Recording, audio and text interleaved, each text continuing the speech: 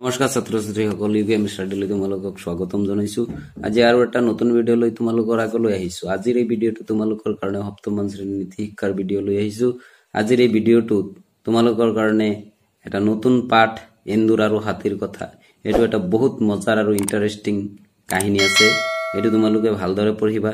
ইয়াত সৰু প্ৰাণী হৈও যে এটা ডাঙৰ হাতীক উপকাৰ কৰিব পাৰে, এইটো তোমালোকে এই পাঠটোৰ জৰিয়তে জানিব পাৰিবা। এই পাঠটোত আৰু তোমালোকে দুটা কথা জানিব পাৰিবা। কেতিয়াও কাক সৰু বুলি অৱজ্ঞা কৰিব নালাগে, আৰু যেতিয়া তুমি কাকো অৱজ্ঞা কৰিবা তাৰ পৰা যে তোমাৰ ফল বেয়া হ'ব পাৰে, এইটো এই পাঠটোৰ জৰিয়তে তোমালোকে পঢ়িলে ভালদৰে গম পাবা। তো গোটেই পাঠটো তোমালোকে ভালদৰে পঢ়িবা। মই অলপ তোমালোকক হিণ্টছ দিলো যে কেতিয়াও সৰুক অৱজ্ঞা কৰিব নালাগে, আৰু মই ওপৰৰ ক্লাছত গুচি গৈছো, সেইকাৰণে সৰুক অৱজ্ঞা কৰিব কেতিয়াও নাপায়। এইখিনি তোমালোকে মনত ৰাখিবা। তো আজিৰ ভিডিঅ'টো আমি আৰম্ভ কৰো। প্ৰথমতে আমি এই পাঠটোৰ প্ৰশ্নখিনি আলোচনা কৰিম। ইয়াততো প্ৰশ্ন ইমান বেছি নাই, এটা প্ৰশ্ন দিছে মাত্ৰ, এন্দুৰবিলাক ক'ত বাস কৰিছিল। তো এইটো প্ৰশ্নৰ উত্তৰ কৰাৰ পিছত আমি এই পাঠটোৰ যিখিনি অতিৰিক্ত প্ৰশ্ন আছে সেইখিনি লৈ আগবাঢ়িম। আৰু ইয়াত 2 নম্বৰ যেটো প্ৰশ্ন আছে, কাহিনীটো তোমাৰ নিজৰ ভাষাত লিখা। এইটো তোমালোকে কাহিনীটো পঢ়ি পেলাই নিজে বনাই লিখি ল'বা। যদি ভাবা যে এইটো আমি এনেই পৰীক্ষাত বনাই লিখি দিম, কিন্তু নোৱাৰিবা। তোমালোকে এইটো ঘৰতে আগতে লিখি পেলাই প্ৰেক্টিচ কৰিবা, তেতিয়া পৰীক্ষাত ভালদৰে লিখিব পাৰিবা।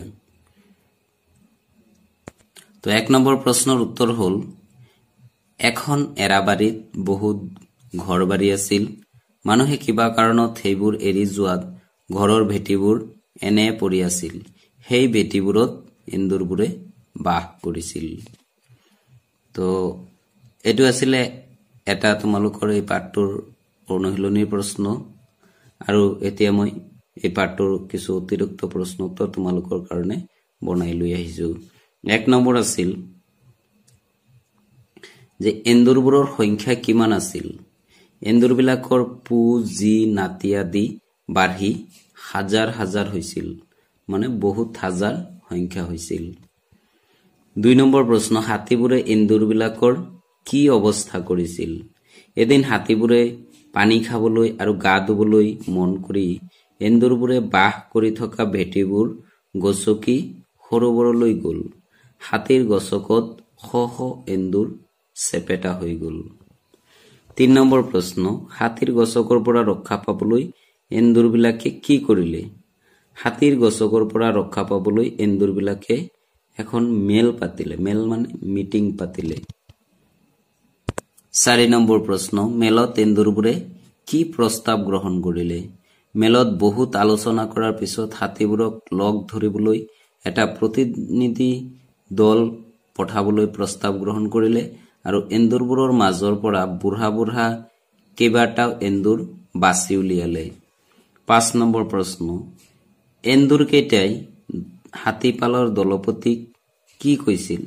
এন্দুৰকেইটাই হাতীপালৰ দলপতিক সেৱা জনাই হাতজোৰকৈ নিবেদন কৰিলে, হে গজৰাজ, আপোনালোক হ'ল অতিশয় বলৱান আৰু মহান। আমি অতিশয় ক্ষুদ্ৰ আৰু নিচম জীৱ। আমি সৌ এৰাবাৰীখনত পুৰুষানুক্ৰমে বসবাস কৰি আহিছো। আজি আপোনালোকে আমি বাস কৰা ভেটিবোৰৰ ওপৰেৰে আহোঁতে আমাৰ হেজাৰ হেজাৰ এন্দুৰ মৰি নাশ হ'ল। যদি আপোনালোকে আকৌ সেই বাটেৰে যায়গৈ, তেনেহলে আমাৰ কুল ৰক্ষা কৰিবলৈ এটা প্ৰাণীও নাথাকিব। গতিকে আমাৰ প্ৰাৰ্থনা যে আপোনাসকল যাতে অন্য বাটেৰে যায়। 6 নম্বৰ প্ৰশ্ন, এন্দুৰবিলাকে হাতীবোৰক কি অনুৰোধ কৰিছিল। এন্দুৰবিলাকে হাতীবোৰক অনুৰোধ কৰিলে, গজৰাজ, যদি কেতিয়াবা বিপদত পৰে আৰু আমি সহায় কৰিব পাৰো বুলি ভাবে, তেনেহলে আমালৈ যেন মনত পেলায়। হাতীবিলাকে বাৰু হ'ব, তলৰখিনি লিখিব নালাগে, মনত পেলাই লৈকে লিখিলেই হ'ব। হাতীবিলাকৰ কি বিপদ হৈছিল? এবাৰ এজন ৰজাই হাতী ধৰিবলৈ বহুত মানুহ আৰু